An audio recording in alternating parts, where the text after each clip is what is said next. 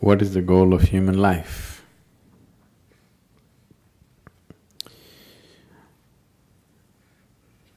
What is the purpose of human life? Or in other words, why life? That's a question. When it comes to life and existence, you never ask why. When it comes to fundamental existence, you never ask why. Because if you ask why, then I have to tell you a story.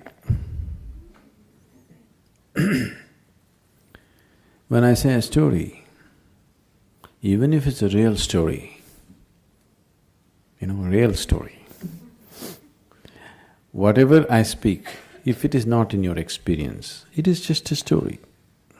The only option that you have is either you believe me or you disbelieve me. Yes? If you believe me, it doesn't get you any closer to truth. If you disbelieve me, it doesn't get you at all. So, you never ask why.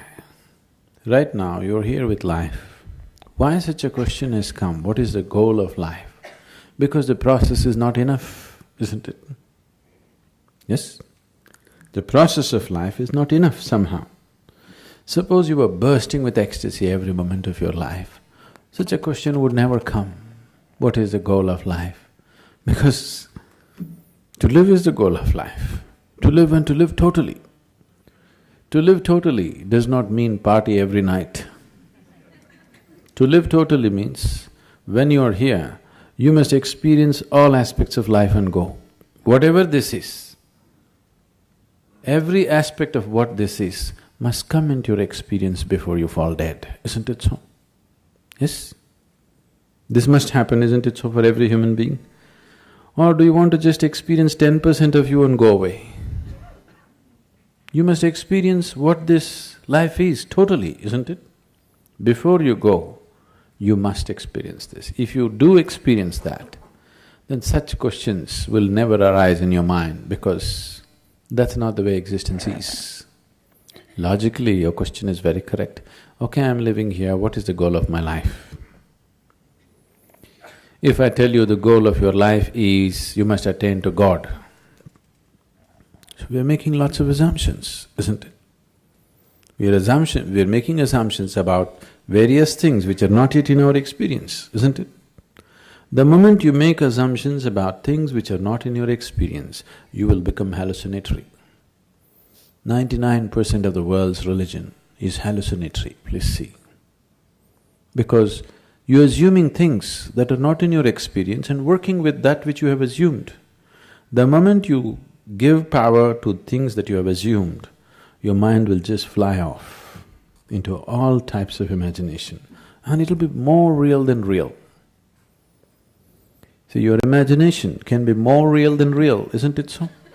You go and sit in a cinema, it is just two-dimensional, just play of light and sound. But its impact is much more than the life itself, isn't it so? Yes? You went and sat in IMAX theatre? Its impact is bigger than life, isn't it? But is it bigger than life? Do you think so? Is it really bigger than life? Not at all. It is just that imagination has such power. Imagination, thought, emotion, all these things are a way to pave the way. Now I have a thought, I want to go to New York. This paves the way. Once I say, I want to go to New York, now, okay, how to go, shall I buy the ticket, shall I walk it, what shall I do, shall I drive? It's paving the way. But if I sit here and go on thinking New York, I'll never make it. Thought is not a reality that takes you there. It only paves the way, it makes you willing, that's all. Yes? Thought and emotion only makes you willing, it's never the real thing. But once you start giving too much significance to your thought and emotion, it starts seeming like as if it's the real thing. More real than the real. What you're thinking in your head is more real than what's around you, isn't it so? Yes? That's the whole problem with life right now, that your thought and emotion has become a bigger reality than reality itself. Now, this is like, if you go probably in the countryside, there'll be… what do you call them? We call them handpost. What do you call them here? A handpost? What do you call it? Something… a marker? A signpost, okay? So, these are called handposts usually because they used to be made like hands at one time, like this it used to be. Have you seen them? Like this, it says this way to New York. So, you go and sit on this and you think you're in New York. That's not New York, isn't it? So, thought is only a signpost. It points you in the direction you want to go, but it never takes you there, it cannot take you there. But people who think it is taking them there have become hallucinatory in such a way that even reality cannot get them out. Even if you poke them with a knife, they will not know, they're somewhere else. Their thought and emotion is far more important than that. This is a scourge which has taken humanity such a big way, such a big way. And of all the type of thoughts and emotions that we generate, the religious thought and religious emotion or spiritual thought and spiritual emotion are most dangerous because they're powerful, empowered by the otherworldly. Because of that kind of power, it just rules people. It just rules people so deeply. And we can always see that some other religion that you don't belong to, what stupidity, what nonsense they're doing, but what you're doing is just never visible, isn't it? Yes? Isn't it so? Isn't it happening every day? Because once the thought and emotion becomes powerful, you start believing it. Once you start believing something which is not yet in your experience, you are a dangerous human being. Because all the conflict on the planet, even today, what's happening, though people try to project it as it is good versus evil, though people are trying to project it as good versus evil, it is not about good and evil. It is always about one man's belief versus another man's belief, isn't it so? Always between one man's belief and another man's belief. Why can't we be sincere enough to simply see whatever we do not know as we do not know? What is the problem? This is the biggest human problem. They can't see that they don't know. They have to bullshit themselves all the time. And this is not a joke. This is a terrible tragedy on the planet, isn't it?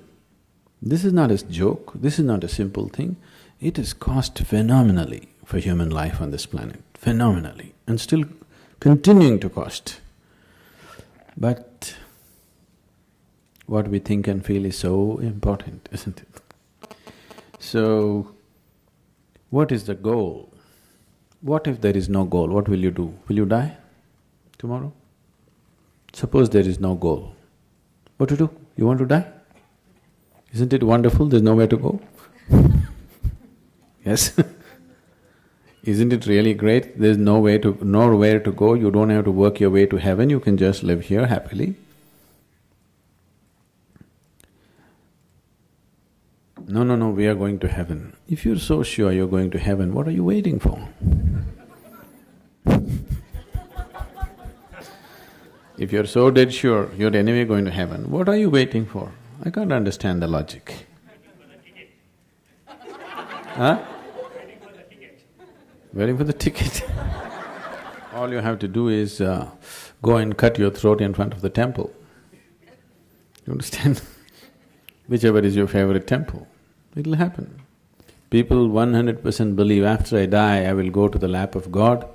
If you're going to the lap of God, you should not delay it. Really. Isn't it so? Such a sacred duty, can you delay it? You must go today, not even tomorrow. No, you want to live long. So why are you postponing such a wonderful opportunity? That's because you're full of bull. You tell yourself things which are not yet a reality for you. I'm not questioning whether these things exist, not exist, but it's not yet a reality for you.